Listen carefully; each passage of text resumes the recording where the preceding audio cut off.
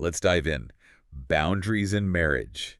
You guys sent in some excerpts from Henry Cloud's book, Boundaries in Marriage. Yeah. And we are going to unpack it all today. It's interesting. Cloud, he doesn't just, preach at you about what to do. Right. He uses real life couples stories Yeah. to kind of show how these boundaries, or the lack of them, actually play out over time. So Yeah, it's like you see the long-term impact. you do. The choices that they're making today. Yeah, and that's so important because, who hasn't struggled with boundaries? Oh, absolutely. Like in your marriage, at some point, it's like, At some point. yeah, where do you draw the line? Right, exactly. He's got, Stuff. he contrasts these couples, he's got Harold and Sarah. They're struggling after years of boundary issues. Wow. And then he's got Frank and Julia. They're thriving because they established healthy boundaries early on. So you're seeing both sides of the coin. You are. And it's like looking into the future, maybe, of your own relationship. It is. And what I find really interesting is how he ties that to your own happiness within the marriage, Right. He argues that you're not just a passenger in the relationship, you're the driver. Oh, that's good. You have control. It's empowering. It is. Yeah. Over your own happiness. That's a good word, yeah. Even if your spouse is struggling. So it's like you're not at the mercy of your spouse's problems. Right. You can actually Take ownership. choose how you respond and create your own experience. Exactly. Yeah. Exactly. Yeah, that's good. That's really what it's about. Okay. About, taking ownership of your reactions and your own well-being, which leads us to, one of Cloud's key concepts, responsibility. Yeah. And he illustrates this beautifully with the story of Caroline and Joe. Caroline and Joe, because They're constantly arguing. oh, I can see where this is going. She feels like he's always angry. And Joe, he feels like she's always trying to control him. Right. So they're both blaming each other. Exactly. Classic dynamic. And that's where boundaries come in, Go. Instead of focusing on changing your spouse, Oh, that's hard. it's about changing yourself. That's good. If Joe can recognize that his anger is his problem to deal with, not Caroline's fault, Oh, I see. he actually empowers himself to change. Yeah. So it's like, instead of saying, Instead of you make me angry. right, it's I'm feeling angry and I need to figure out how to manage this. That is good, yeah. It's subtle. It's subtle, but it's powerful. Right. Makes all the difference. Okay. But on Caroline's side, instead of, trying to control Joe's anger, she can focus on how she responds. Okay, yeah. She can choose to take a break. Yeah. Communicate her needs calmly. Seek support from, a friend, somebody. Yeah, there's options. She's got options. She's not powerless. Right. Exactly. It makes me think of Adam and Eve, that classic example from the Bible. Right. They blamed each other for eating the fruit, but ultimately they were each responsible for their own choices. That's a great parallel. It ties right into what Cloud's saying about marriage. Yeah. We can't control our spouse's actions, Right. but we can control our responses. Yeah. So we can choose to react in a way Right. that creates more peace, more connection, even when there's conflict. Even in the conflict. Exactly. Yeah, it's so easy to fall into that trap of blaming and resentment. Right. But this is really empowering, the idea of taking responsibility for your own life. It's not about letting your spouse off the hook or pretending that everything's okay. Yeah. It's just about recognizing that you have agency That's good. in the relationship. Yeah, you have power to create change. You do. Even if your spouse isn't on board yet. Yeah, even if they're not there yet. That's good. You can start making changes. So how do we do that? Well, how do we that's actually a great question. set healthy boundaries? Mm-hmm. Because it sounds great in theory. It does. But how do you practically... Cloud doesn't just leave you hanging. Okay. He offers some practical advice. Okay. He uses this powerful analogy to illustrate how boundaries work. Okay, I like analogy. He compares it to a house with a gate. All right, I'm listening. So imagine your soul, your emotional and mental well-being, like a house, right? Yeah. You need a gate to protect your house. Makes sense. Keep the bad stuff out, let the good stuff in. Okay. Boundaries are that gate. Okay. They help you create a safe and healthy space. So it's about protecting yourself. Yeah, that's a really important point. Because I think a lot of people view boundaries as selfish or mean. It's a common misconception. Yeah. But Cloud, he emphasizes that boundaries are actually an act of self-care. And by taking care of yourself, you're ultimately taking care of the relationship. That's good. And he uses the story of Regina okay. to kind of illustrate this. Okay. Regina had to set some really tough boundaries with her husband, Lee. Okay. Lee was struggling with alcoholism and emotional abuse. Oh, wow. She had to protect herself and her kids That's tough. from his destructive behavior. Wow. So she started with verbal boundaries, clearly communicating what she would and would not tolerate. Mhm. But when that wasn't enough, Yeah. she had to take stronger measures. Okay. She eventually gave him an ultimatum, get help or leave. Wow. And she actually moved out for a while to create that physical and emotional distance. That's serious. It was. Wow. So it's not just about words. It's not. It's about actions, too. It's about action. It takes courage to stand up for yourself. Absolutely, especially when you're dealing with someone who's resistant or abusive. Yeah, that's tough. Yeah, and it's important to remember that you don't have to do this alone. You know, Cloud really emphasizes the role of third parties Third parties. Okay. in supporting you through this process. It Yeah. could be a counselor, Yeah. a therapist, Mhm. a support group, a trusted friend, Yeah. pastor. Just somebody safe. Yeah, anyone who can provide that spine Yeah. you might need to establish and maintain those boundaries. Yeah, that's good. Someone who can, help you see things more clearly, Mhm. encourage you, hold you accountable. Yeah, because I think so many people feel isolated when Yeah, they're trying to set boundaries, they do. especially in marriage. It's tough. It can feel like you're swimming upstream against a really strong current. Yeah, you're not meant to go through it alone. That's good to hear. There are people who care about you, Yeah. who want to support you, Okay. and help you create healthier, happier relationships. This is making a lot more sense now. It's like you can't just magically decide to have better boundaries, right? No. You need to learn how to do it. It's a process. Get support along the way. You got it. It's a journey. That's a process, yeah. Yeah, and it can be challenging. Mhm. But Cloud, he offers a roadmap, Okay. a framework for building those healthy boundaries. Yeah. And one of his key tools is what he calls the 10 laws of boundaries. The 10 laws of boundaries. And Okay. she applies specifically to marriage. All right. He dives into these in detail in the book, Right. but maybe we can explore a few of them here. Yeah, I'd love to hear about that. Okay, let's start with the law of sowing and reaping. The law of sowing and reaping. Okay. This one's all about consequences. Okay. You know, just like in farming, Mm. you reap what you sow. Right. In marriage, this means your actions have consequences. Okay. And allowing your spouse to experience those consequences, not as a punishment, Oh, but as natural outcomes, I see. can actually help them grow. So can you give me an example? Sure. Like, how would this play out in a real-life situation? Imagine a husband who's constantly overspending and racking up credit card debt. Well, yeah. His wife might be trying to be responsible, Mm-hmm. but his actions are undermining her efforts. Yeah. So she might have to work more hours. Yeah. They might have to make sacrifices in other areas of their lives. Okay. It's not about her punishing him. Right. It's about him experiencing the natural consequences of his actions. And hopefully that experience will motivate him to change. Exactly. Okay. It's not about being mean or vindictive. Yeah. It's about creating a space where he can learn and grow. So it might be uncomfortable in the short term, It might be. but in the long run, Right. it could actually be beneficial. In the long run, it can strengthen the relationship. Okay. That's making sense to me. Good. But I'm still a little hung up on this idea of letting your spouse experience consequences. Yeah, Like, especially if it means they might feel hurt or disappointed. I understand. Isn't that the opposite of love? That's a great question, and it leads to another really important point that Cloud makes. Okay. Sometimes setting a boundary Yeah. is the most loving thing you can do, Okay. Tell me more about that. even if it seems counterintuitive at first. All right. It goes back to that idea of long-term impact. Yeah. Sometimes, by shielding our spouse from the consequences, Right. we're actually enabling them to continue in a destructive pattern. Oh, okay. We're preventing them from getting that feedback Yeah. that could help them grow and change. So we're kind of doing them a disservice In a way, yes. by trying to protect them.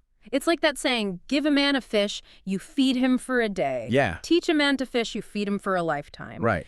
You know, by allowing our spouse to experience those consequences, Right. we're giving them an opportunity to learn, Yeah. to become more responsible, Okay. and ultimately create a better life for themselves. This is shifting my perspective. Good. I can see how that tough love approach. It's tough love, Yeah. but it can be the most loving thing. In the long run. It's a different way of thinking Yeah, about it- relationship. It requires us to let go of control Yeah. and trust that our spouse is capable of learning and growing. Even if it means making mistakes along the way. Yeah, even if they make mistakes. Wow, this is a lot to take in. It is. I think we need to pause here for a moment. Okay. Let this all sink in. Yeah, let it sink in. We're not done yet. No, we're not. We got more to explore with Cloud's insights. Much more to explore. On building healthy boundaries in marriage. We'll continue our deep dive in the next part. Absolutely. Okay, welcome back. We are continuing our deep dive into Boundaries in Marriage by Henry Cloud, and I'm really excited to hear more about these 10 laws that he outlines.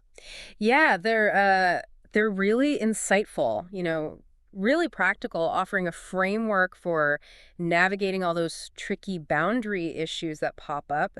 Last time we were talking about the law of sowing and reaping. Right. Actions have consequences. Exactly. And sometimes allowing your spouse to experience those consequences can actually be a form of love. It can be. Even if it feels tough in the moment. Exactly. And that leads us to another one, the law of respect. The law of respect. This one's all about recognizing that your spouse, they're an individual, right? Right. With their own thoughts, feelings, boundaries. Right. Their own no. Their own no. Yeah. It's about honoring their no as much as you assert your own. Okay, that makes sense, but it's not always easy to put into practice. It's not? Hearing that word no can be tough. It can. And it can trigger those feelings of rejection. Or Yeah, like you're not getting your needs met. Yeah, exactly. It takes a certain level of maturity. Right. And a willingness to let go of that control, Yeah. It's about recognizing that your spouse isn't just an extension of you.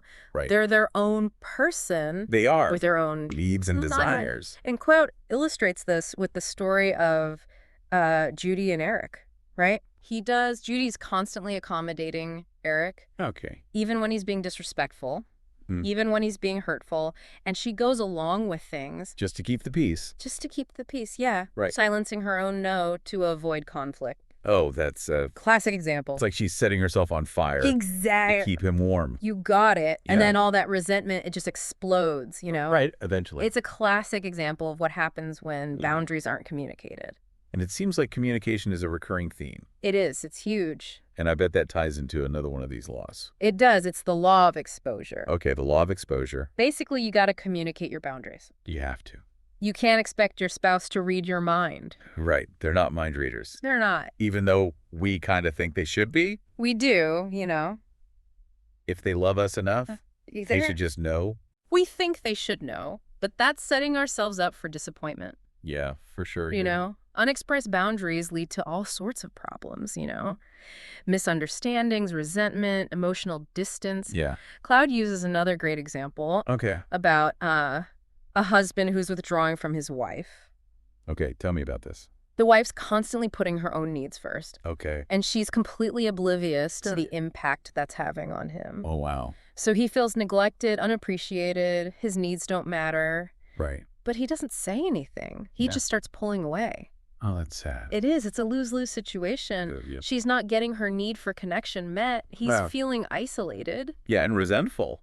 Exactly. And all because they're not communicating those needs. And their boundaries. Clearly. Right. Directly. Okay, I'm seeing a pattern here. There's a pattern. Responsibility, respect, communication. Those are the biggies. It seems like that's the foundation for building healthy boundaries. They are. But what happens when you've tried to communicate those boundaries and your spouse just isn't getting it? Right. Or they're resistant to change? That's a really common challenge, can be super frustrating. It is. But Cloud, he offers an interesting concept here, shifting the focus. Okay, so what do you mean by that? Instead of trying to change your partner. Right, which you can't really do. Right, you can't really do that. Right. Focus on what you can control. Okay, so taking responsibility for your own happiness and well-being. You got it. Even if your spouse isn't willing to change. Yes. He tells the story of Lynn. Lynn's husband, Tom, he was chronically late for dinner. Oh, yeah. She tried everything. Nagging, reminding. Yeah, nagging, reminding, getting angry. Nothing worked. It didn't work. Yeah, I think a lot of people can relate to that. I think so, that feeling of... Like banging your head against the wall. Yep. So what did Lynn do? She changed her approach. Okay, so instead of trying to control him, she decided to control her own response. That's good, okay. She came up with this 2-point plan. Okay, I like plans. First, she apologized to Tom for her negative attitude, around dinner time. Okay. She realized she was letting his lateness ruin her whole evening, and she wanted to own that. Own her own Own her reaction. reactions. Right. Okay. The second part of the plan Okay. was to set a clear boundary. All right. What was it? She told him, I'm going to make dinner for myself and the kids at 6 for €4. Okay. If you're not home by then, I'm going to leave your food in the oven. So she wasn't enabling his behavior by Right. waiting or making excuses. Not at all. She was taking care of herself. Right. She was setting that clear expectation. Exactly. And the amazing thing is, What happened? by shifting her focus, setting that boundary, Lynn actually created a more peaceful dynamic. Wait, so did Tom magically start showing up for dinner on time? Well, no, not magically. Okay. But over time, he did start coming home earlier, Oh, wow. more often. That's amazing. It wasn't because she forced him. Right. It's because he saw she was serious Serious about the boundary. about that boundary and Yeah. that she was taking care of herself. Wow. So it created a space for him to step up, To be more responsible? be more responsible without her nagging or controlling him. That's the power of boundaries. That's it. It's not about manipulating. It's It's about creating that space. It's about creating that space where both of you can thrive. Yeah, as individuals and as a couple. As individuals and as a couple, exactly. This whole being separate to become one. It's a paradox, isn't it? Yeah, it's fascinating. Cloud talks a lot about that, right? He does. Two individuals Yeah. can create a strong marriage Uh-huh. without losing their own sense of self. It's counterintuitive, you think? To be one would mean being completely merged. Right, exactly. But Cloud says the opposite is true. So you need to be complete on your own You do. before you can truly become one with someone else. It's like that saying, you can't pour from an empty cup. Right. You got to have your own sense of self, your own identity, Yeah. your own passion. Things that light you up. Exactly, before you can really give yourself to somebody else. And that's where the difference between complementing and completing comes in, right? Yes. Cloud says it's great to have different strengths Oh, yes. that complement each other. They complement each other. But relying on your spouse to complete you, Oh, that's dangerous. to fill some void in you, That's a recipe for disaster. that's a recipe for disaster. Okay. Because it creates an unhealthy dependency Right. and prevents both partners from growing. Okay. Cloud uses the example of Amanda and Eric, Okay. who were both deeply insecure. And they were drawn to each other because they thought the other person They could fix each other. could provide what was missing exactly. So they were trying to complete each other They were instead of complementing each other. exactly, and it led to power struggles, boundary violations. Oh. Amanda's constantly seeking his approval. Eric's trying to control her to feel secure. So they're both just using each other They are. to try to, Fill a void fill that void. within themselves. That's such a common dynamic. It is. To think that your partner should make you feel whole It or is. complete. Fact. But the truth is, nobody can do that for you. Right? You have to find that wholeness within yourself. Okay, this is all coming together, but it feels a little overwhelming. It's a lot, isn't it? Yeah. Like, where do you even begin? Right. How do you figure out Your needs, your boundaries. what your needs are, what your boundaries should be, how to communicate them? Yeah. That's where self-awareness comes in. Okay. And Cloud, he offers a really helpful list Okay. of essential abilities that both partners need to work on.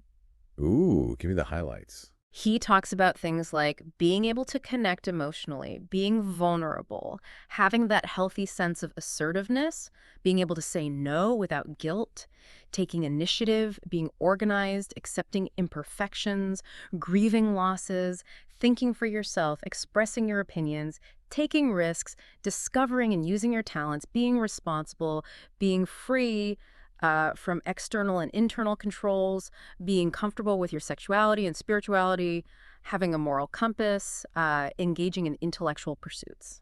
Wow. That's quite a list. It's a lot. It sounds like marriage isn't just about finding the right person. It's not. It's about becoming the right person. That's a great way to put it. Yeah. It's a lifelong journey A lifelong journey. of growth and discovery. So where does empathy fit into all of this? Oh, empathy's huge. As we talked about a little bit earlier. We did. But I feel like it's a big piece of the puzzle. It's essential for building healthy boundaries because it allows you to see your partner's perspective, Yeah. even if you don't agree with it. It helps you understand why they might be resistant or why they might be acting in a way that's frustrating. Yeah. Cloud uses the example of Karen and Will. Barron and Will. Karen tries to share her feelings of Right. disconnect with Will, Mhm. and he immediately gets defensive.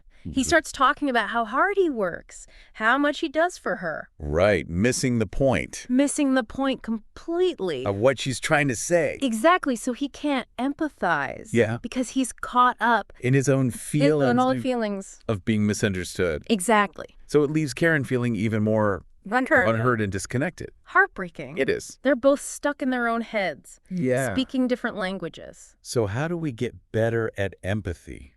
That's the million-dollar question. Does Cloud offer any tips? He suggests focusing on validating your spouse's feelings. Even if you don't agree with them? Even if you don't agree with them, that might sound like, I hear you. I understand why you're feeling this way. Right. Even if you don't agree. Just acknowledging their experience. Acknowledging the reality, yeah. Creating that safe space for them to share. Without feeling judged. Without feeling judged or dismissed. So it's about separating the person from the problem. Exactly. You can disagree with their actions or choices, Yeah.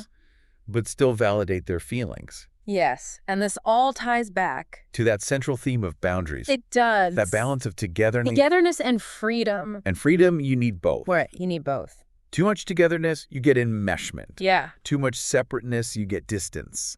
So it's this delicate dance.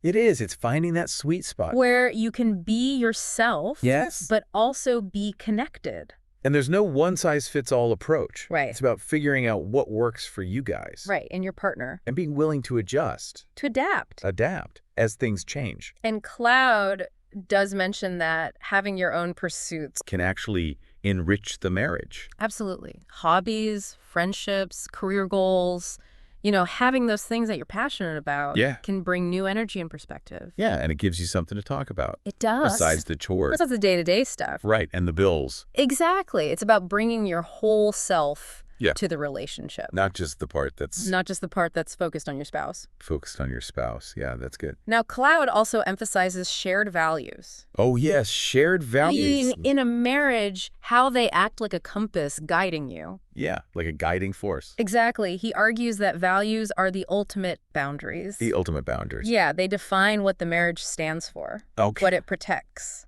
So what are some examples of those shared values?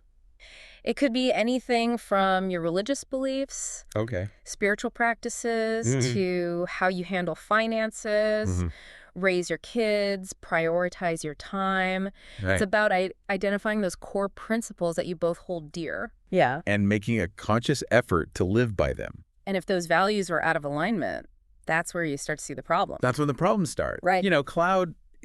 He tells this funny story about this person who valued only happiness. Only happiness, okay. Seems innocent enough. Right. Yeah. Who doesn't want to be happy. Right, exactly. Yeah. But he points out that chasing constant happiness can actually lead to misery. Really? Okay, so how does that play out in a marriage? Well, when you hit a rough patch, which all couples do. Right. That focus on happiness can make you feel like the relationship's a failure. Right, like you're not doing it right. Exactly. Yeah. Because you're not always blissful. You're not always happy. Right. And it's unrealistic to expect that. It is. So Cloud challenges us to think about what we truly value. Beyond just happiness. Yeah. Are we chasing fleeting happiness? Right. Or are we striving for something deeper? Okay, that's a good question. And that requires some deep conversation. Yeah, to figure out what those shared values are. Exactly. You have to talk about what matters. And if you discover that those values are different, that doesn't mean the relationship's doomed. No, not at all. Right. It just means you might have to work a little harder. Right, to find that common ground. Exactly. Okay, this is all making sense. Good. But I'm aware of the time. Yeah, me too. And I know we still have more to unpack. A lot more to unpack. With Wilt's book. We haven't even talked about those specific values he highlights. Oh, that's right. Like love, commitment, honesty, faithfulness. Those are the big ones. Those are the biggies. But I think we've laid a solid foundation. Oh, yeah. We've explored those core principles. Yeah. Responsibility, respect, communication, self-awareness. Right. Those are all essential. They are. For building those healthy boundaries. Absolutely. Okay. So where do we go from here? I think it would be helpful to delve into those specific values that Cloud discusses. And to explore maybe some more practical strategies. Yeah, I'd like to have that. For setting those healthy boundaries. All right, I'm ready to dive even deeper. Let's do it. We'll pick up right where we left off in the next part of our deep dive. Okay, we're back for the final part of our deep dive into Boundaries in Marriage by Henry Cloud. And I'm really excited to explore those specific values. he highlighted those as crucial for a thriving relationship. You got it. You know, we've talked a lot about those foundations, right? Responsibility, respect, communication, self-awareness. Those are the building blocks. They are those building blocks. Right. And now let's see how those principles actually play out in the context of, some of these values. And Cloud, he emphasizes love, commitment, honesty, faithfulness, grace, tenderheartedness, and protecting the marriage union. Wow, there's so much there to unpack. I guess maybe a good place to start would be love. Yeah, love. Seems like a no-brainer. It does. Love's important in marriage. Right. But I have a feeling Cloud goes a little deeper than just be more loving. He does. He talks about putting your spouse's needs first, even when it's difficult. Okay. And he shares this incredible story about this couple. Yeah. They were on the verge of divorce. Oh, wow. They were both miserable. Huh. But they decided to stay together because of their shared love for God. So they were committed to the principle of marriage, Yes. even though they weren't necessarily feeling it at the time. Exactly. Wow. And the amazing thing is, they chose to act in a loving way, even though they didn't feel it. Wow. And by doing so, they actually rekindled that love. That's pretty powerful. It is. It's like sometimes you have to act your way into... We need to act your way into it. Yeah, that's good.